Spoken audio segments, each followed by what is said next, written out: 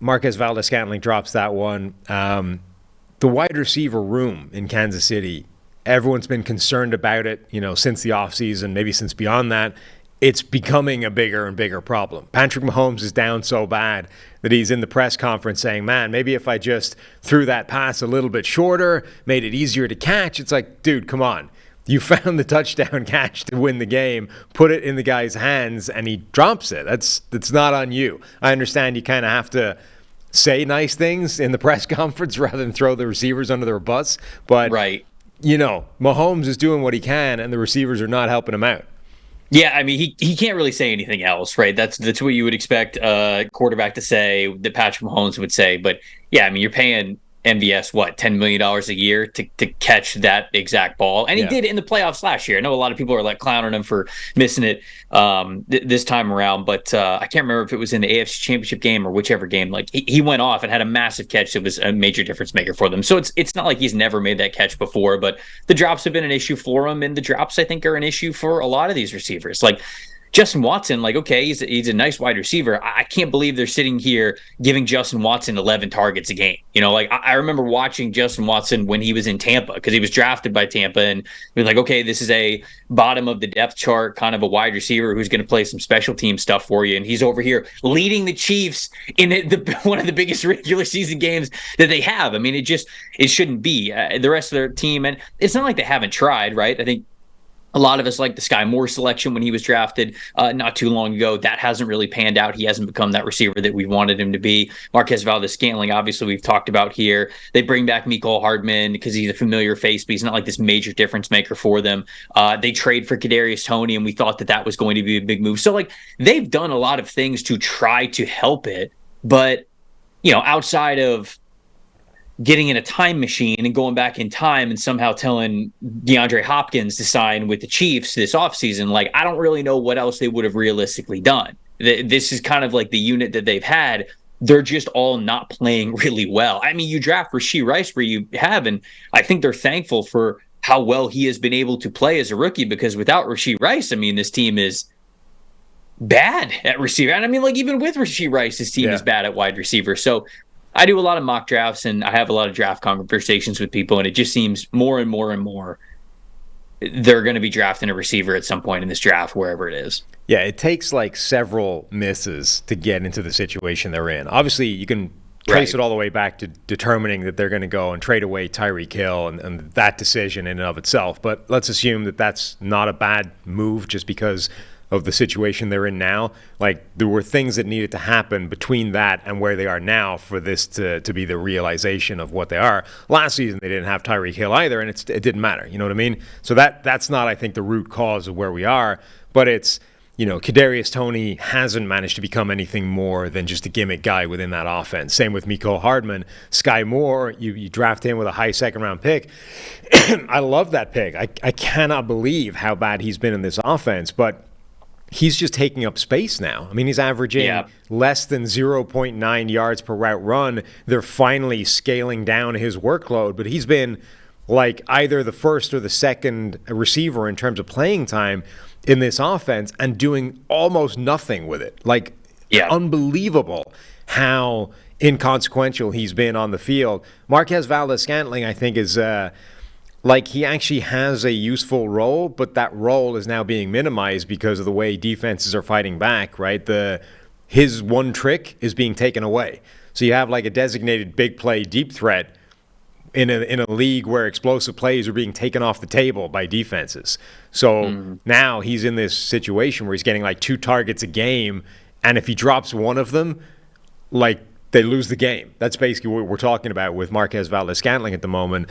And everything has gone south with the exception of Rashee Rice.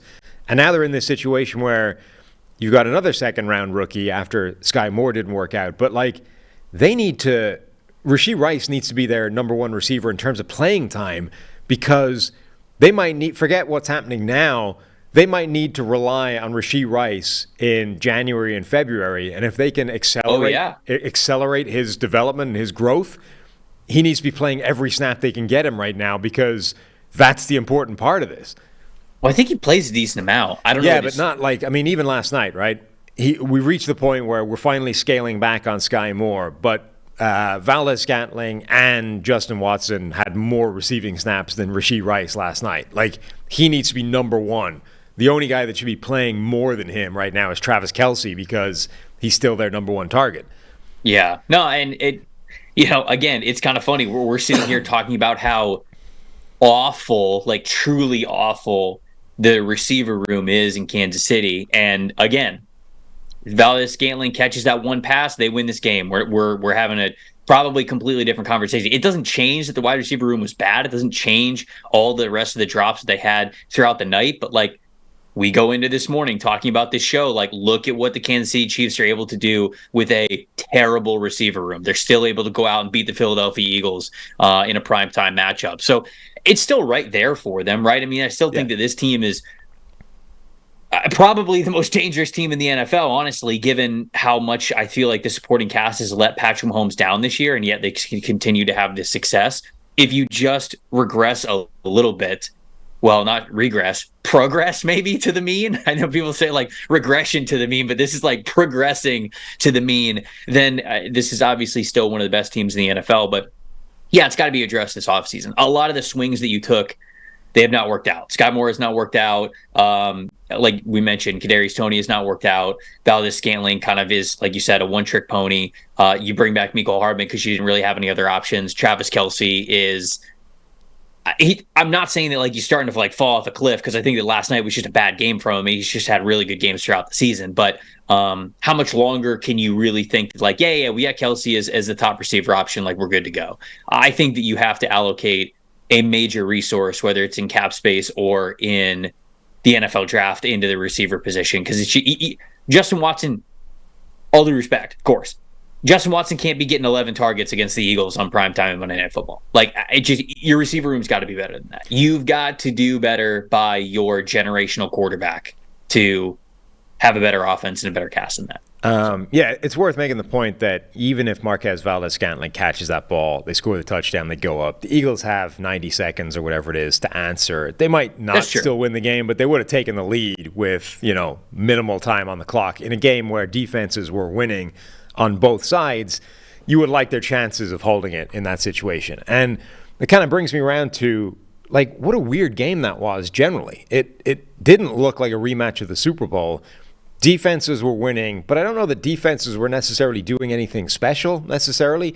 The rain, I'm sure, was a contributing factor to both the drops and just general offensive inefficiency. Like, Kansas City was suffering with drops. Philadelphia just were suffering with weird play calls. I mean, Peyton Manning on the Manning cast, this is a sort of derivative of Indianapolis's offense back in the day. Like, if you trace the coaching steps and the tree, the plays are the same, right? So he's calling out and describing the plays that they're running and is confused by the plays that they're running. He's like, why are we running this sequence of bubble screens, none of which are having any success? And this offense for Philadelphia, I mean, it's really a couple of big plays, and that's it. They got that one bomb to Devontae Smith that they got. They had a nice play to DeAndre Swift, but Philadelphia's offense did not have success outside of a couple of just spurts over the course of 60 minutes. Yeah, I don't know. When I watched this game last night, I thought that these were two really good teams. I think you mentioned it. It's more of a defensive season than it certainly has been in recent years in this league. And I think that we're just seeing that all across the board. Offenses are down in general. So when I watched this team, I thought that these were still two really good offenses. That I do believe the rain affected both of these teams. Certainly the drops really hurt Kansas City, but I also just felt like these defenses were playing really well. So to me, this was a very evenly matched top tier matchup. I know it didn't look like the Super Bowl because the offensive execution for both teams wasn't as stout as you mentioned, but I still came away watching this game with like, these are the best two teams in the NFL. Like, you could just sim to the Super Bowl if you want. I think it's going to be these two teams because I do believe that they're the most talented in each of their conferences. So I didn't feel as much of a like, man, this isn't the same. These aren't like, this isn't the matchup that we saw in the Super Bowl. It was a different game, certainly, but I still came away thinking these are the two best teams and we could very well see a Super Bowl rematch.